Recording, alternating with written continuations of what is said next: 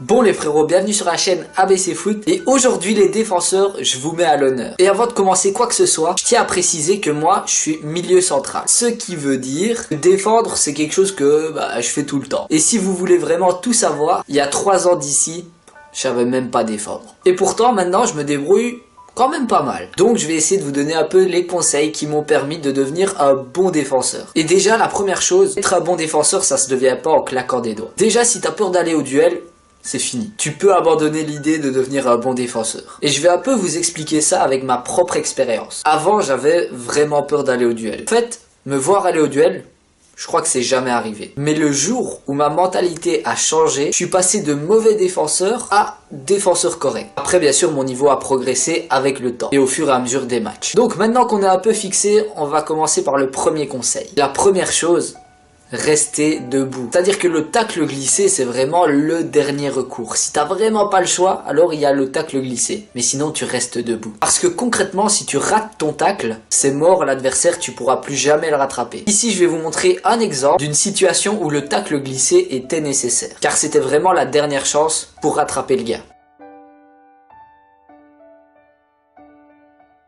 Maintenant, on va passer au deuxième conseil. Ici, c'est vraiment super simple et pourtant personne ne le fait. Il faut que vous repériez le bon pied de votre adversaire. C'est-à-dire que si tu es défenseur droit, tu vas tout le temps jouer contre l'ailier gauche. Et la plupart des duels que tu vas avoir, ça va être contre lui. Et 80% du temps, tu verras que le gars va tout le temps jouer avec son bon pied. Alors si tu as réussi à repérer s'il était droitier ou gaucher, le gars, il est déjà à moitié mort. Parce que comme j'ai dit, il va presque tout le temps jouer sur son pied fort. Passons au troisième conseil. Celui-là, c'est vraiment un des plus importants. Ne vous jetez jamais sur votre adversaire. Ce qu'il faut faire, c'est vraiment temporiser. Je vais vous prendre un exemple. Quand un défenseur reste devant moi et me suit sans vraiment m'attaquer et qu'il attend juste mon erreur, c'est vraiment là que j'ai le plus dur. Alors que si un défenseur se jette sur moi d'un coup, là, j'ai plus qu'à lui faire un petit crochet et il est mort.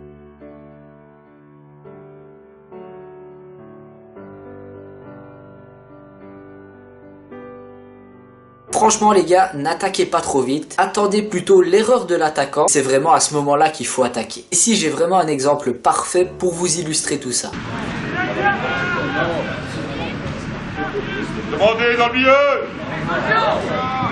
Le gars, j'ai vraiment pas arrêté de le suivre et j'ai attendu juste son erreur pour l'attaquer. Donc si vous suivez déjà ces 3 conseils là, votre niveau défensif il va déjà augmenter un peu. Et comme je suis gentil, je vais vous donner une petite astuce. Si vous voyez que vous êtes dépassé par votre adversaire, ne taclez pas par derrière, vous allez juste vous prendre une carte et faire mal à l'adversaire. À la place, tirez simplement le maillot. L'arbitre, il y a une chance sur 2 qu'il ne le voit pas. Souvent quand je passe un adversaire, je sens souvent qu'on me tire le maillot. Des fois l'arbitre il siffle pas et le gars il arrive à me retenir et à me prendre le ballon. Donc voilà, on va dire la technique c'est pas la plus belle au monde. Et si ça peut vous éviter de faire des tacles par derrière etc, je préfère que vous fassiez ça. Et puis si ça permet de récupérer des ballons, alors on est très content. Donc voilà les frérots, c'est tout pour aujourd'hui. Si vous avez kiffé cette vidéo, je vais peut-être faire une partie 2. Dites-moi en commentaire si vous en voulez une. J'espère qu'à partir de maintenant, vous allez tous devenir des petits Sergio Ramos. En tout cas les gars, c'est tout pour moi. Cette vidéo touche donc à sa fin. J'espère qu'elle vous aura plu, qu'elle vous aura aidé. N'hésitez pas à liker, à commenter, à partager et à vous abonner si ce n'est déjà fait. N'hésitez pas non plus à me suivre sur Instagram, Facebook et Snapchat. Et moi je vous dis à la prochaine et surtout les gars, entraînez-vous bien.